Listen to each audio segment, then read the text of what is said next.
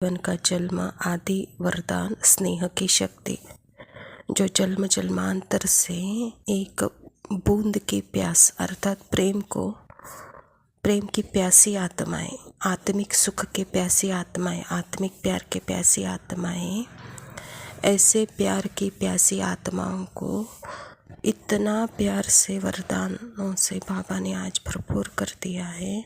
इतनी प्यार की अनुभूति, और अनुभूति से क्या अनुभूति होती है उसकी इतनी अच्छी विशेषता इस मुरली में है। सिर्फ एक प्यार में खो जाओ तो दुनिया की कोई शक्ति, कोई माया, कोई विपरीत परिस्थिति आपको छू भी नहीं सकती है। इतनी सुंदर सी मुरली आज बाबा ने हम बच्चों को सुनाई है। तो बाबा आज कह रहे हैं ब्राह्मण जन्म का आदि वरदान स्नेह की शक्ति। आज बाबा चारों ओर के सर्वस्नेही बच्चों की स्नेह भरी समर्थ बाप दादा के पास स्नेह के सागर के समान पहुंच रही है।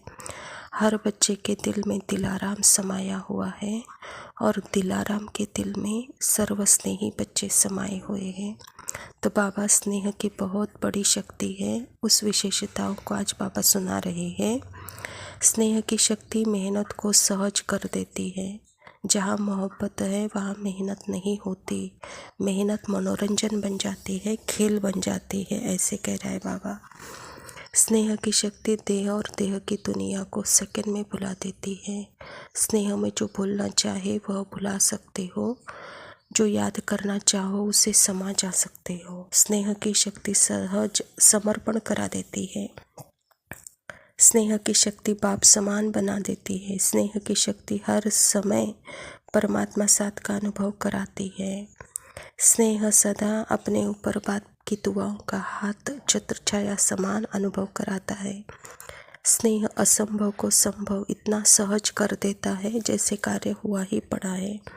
स्नेह हर पल हर समय निश्चिंत अनुभव कराता है।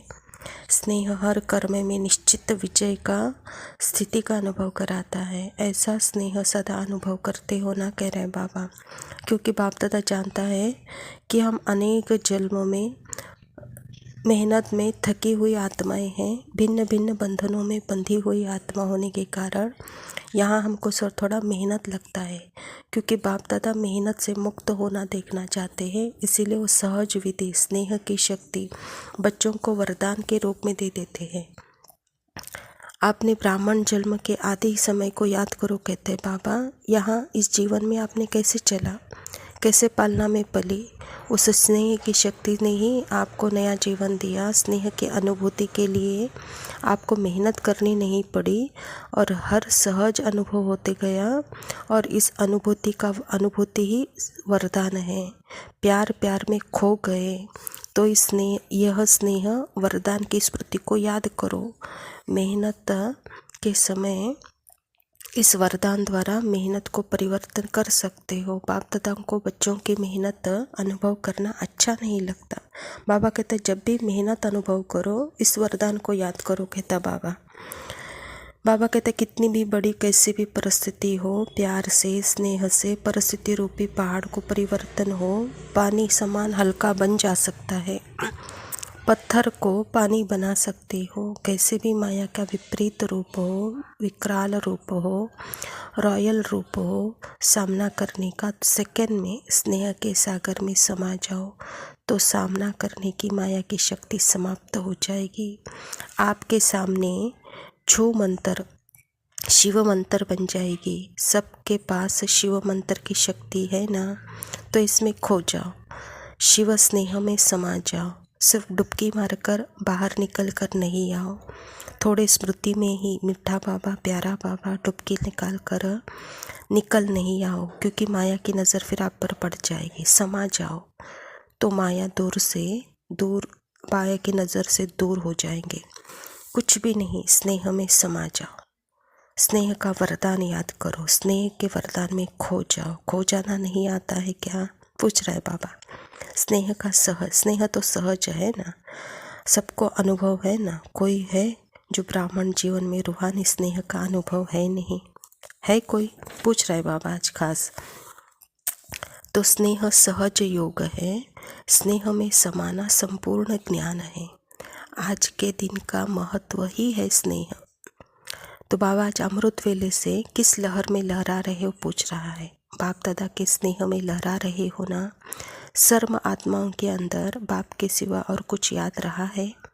सहज याद रही ना कि मेहनत करनी पड़ी, तो सहज कैसे बनी? स्नेह के कारण। तो क्या सिर्फ आज के दिन ही स्नेह का है? संगम युग है ही परमात्मा स्नेह का युग। तो इस युग के महत्व को जान, स्नेह के अनुभूतियों को अनुभव करो। स्नेह का सागर स्नेह के हीरे मोतियों की थालियाँ भर भर के दे रहा है, तो अपने को सदा भरपूर करो। थोड़े से अनुभव में खुश नहीं हो जाओ, संपन्न बनो। भविष्य में तो स्थूल हीरे मोतियों से सजेंगे। ये परमात्मा प्यार हीरे मोतियों से अनमोल है, तो सदा इसे सजे सजाए रहो। आज बाबा खास कर है चारों ओर के बच्चों की याद और स्नेह के गीत बाप दादा के पास तो सदा सुनते रहते हैं, लेकिन आज विशेष स्नेह स्वरूप बच्चों को स्नेह के रिटर्न में सदा स्नेही भव, सदा स्नेह के वरदान द्वारा सहज उड़ती कला का विशेष फिर से वरदान दे रहे हैं। सदा जैसे छोटे बच्चे होते हैं, कोई भी मुश्किल बात आएगी व कोई कुछ परिस्थिति आएगी तो माता पिता की गोदी में समा जाएंगे।